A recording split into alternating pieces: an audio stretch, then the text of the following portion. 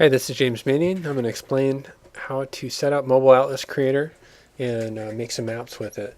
Now, Mobile Atlas Creator is a really slick program because it lets you gather, I would say, large areas at high resolution for aerial photos and topo maps and things like that, all for free. So the way it works is you got to get a hold of the Mobile Atlas Creator folder. That's probably been provided, or you can ask me for that if you need it. So you're going to copy that from wherever we keep it, usually to your hard drive. In my case, I just threw it in a download folder that I have.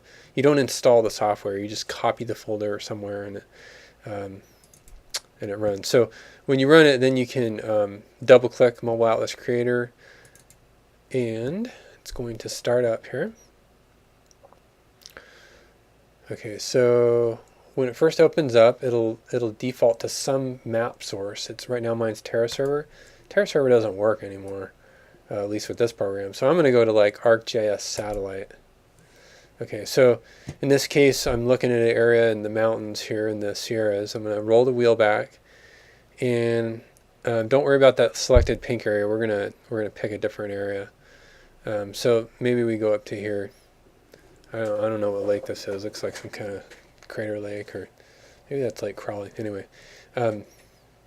so you can pick different map sources, and then you can zoom around. If you want to pan, you right click and hold down and drag, and that'll pan the drawing. So one thing you want to take note of is this zoom up here. So right now I'm on level 12. So if I zoom in all the way, you can see that sometimes you zoom in too far and it says there's no tiles for that. So just roll back until you get tiles and make note of what that level is, 17. Okay, so this program, one of the things that it'll do is output a PNG of all these tiles at this resolution for any area that I pick. So I'm going to drag a window, say like that, and I'm going to go over to here to this Atlas content, and I'm just going to right click on this and say clear Atlas. Okay, so it kind of starts me over. Then I pick a zoom level. In this case, it was 17 was the highest, so I'm going to pick that. And then I say add selection, and then I'm going to pick create atlas. But before I do that, I want to see where it's going to create it. So I go to settings, directories, and there is where it's going to put it. So then when I say create atlas, let me I don't remember if I mentioned this. I'm going to do this again. Clear Atlas. Okay, so when I say new Atlas, I got to pick the format, and the format we want is like PNG and MAP is what I usually do. Aussie Explorer, but you'll see it just makes an image. Okay, so then I say add selection, and when you do that, it adds it under that format. So it's kind of important that you make sure you know what you're getting. All right, so then I'm going to say create Atlas, and it's going to go through and process the tiles, and I'm going to pause this video while it's doing this. Okay, so it downloaded and created the map, and one of the things you can do is say open Atlas folder if you want to take a look and see the stuff in here.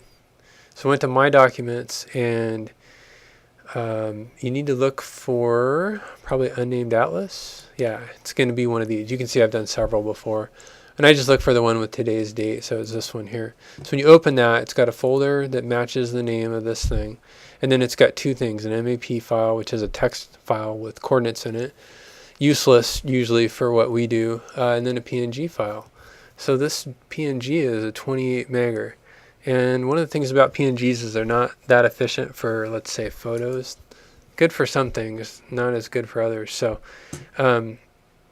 I usually open that up in some kind of paint program or whatever and save it as a JPEG. But if I double on this to see what it is in Windows, this is what it looks like, and I can, zoom in on that, and it's the resolution, basically the highest resolution that I could get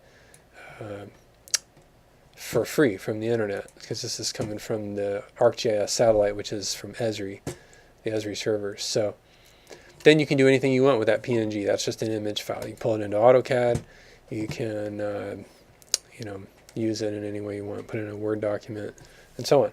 So that's how this thing works. It downloads the tiles, it stitches them together, which is what's so cool.